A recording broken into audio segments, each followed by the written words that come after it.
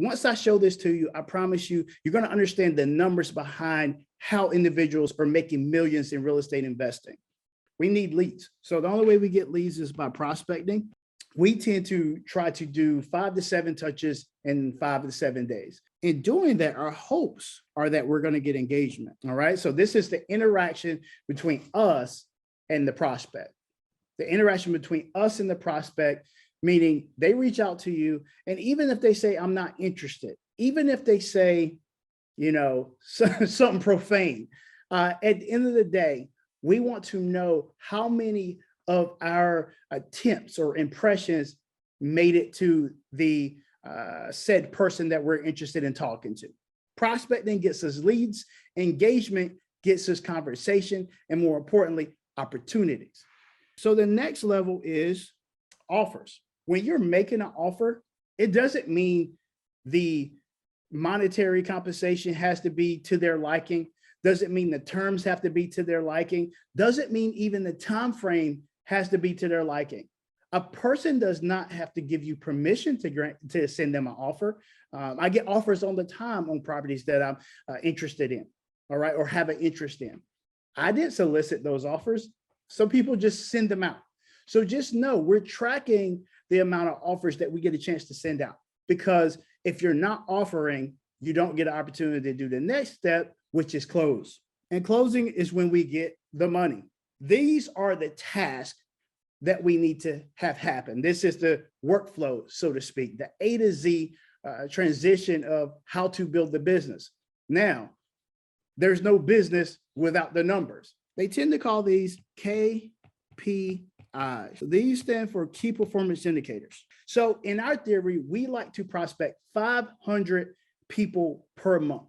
All right. So that's 125 leads per week, touched 5 to 7 times. All right. 125 prospects per week. And we attempt to touch them 5 to 7 times. So in doing that, that gives us our 500 attempts at leads. In theory, our hope is to get 10% of those people to engage with us. So that puts us at 50. Now, about 10% of those people, we want to be able to make an offer to. That's 5 offers.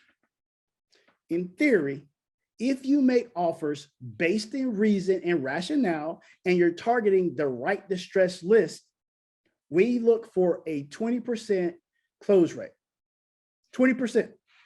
Out of the offers that we make, we're looking to close 20% of people. So that gives us 1. Every deal that we close, we expect to make $10,000. That is what we call our cash per close. In theory, you want to spend about 10% of whatever your potential revenue is. But I like to spend half of that. So we're going to spend about $500 in order to get in front of 500 people. We're going to spend $500 to get in front of 500 people. So that's your cost per close. So we're spending 5% of what our potential revenue is, which is $500. So each lead costs us $500. Okay, or excuse me, each closing costs us $500, and each closing makes us $10,000.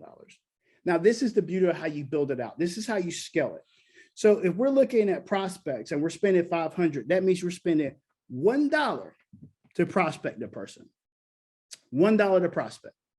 Now, in theory, if we're engaging with a person and we're expecting a 10% engagement rate, it's costing us $10 to engage. All right, so you probably get the drift of it now, right? So it costs us $100 to make an offer. But just know, if it costs us $100 to make an offer, to make 10,000, for the potential to make 10,000, that's such a small percentage of what our earnings could be, right? It's 1% of 10,000. That's what we're spending to make an offer.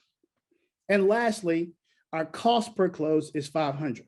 So to close one person, it costs us $500. So if you do the math, and the next month, after you make your first deal and you make 10,000 and you actually contribute 10%, because after you get your first closing, the expectation is that you spend 10% to close every deal. Okay. So 10% reinvested in your business based off the revenue that you made. So let's do the quarterly, all right? Because any business operates off projections, quarterly and annually, right? So we have our baseline. If we just close one deal, all right, we make 10,000 per month. But what we're going to say is that we're going to eventually invest that 10% and we're going to close 2 deals per month. All right. So we're going to make 20,000 per month. And you're going to multiply that times 12. That's almost basically $250,000, give or take. I tend to believe you're going to close one extra deal. This is the road to making a 6-figure income investing in real estate, and more importantly, running a real estate investing business.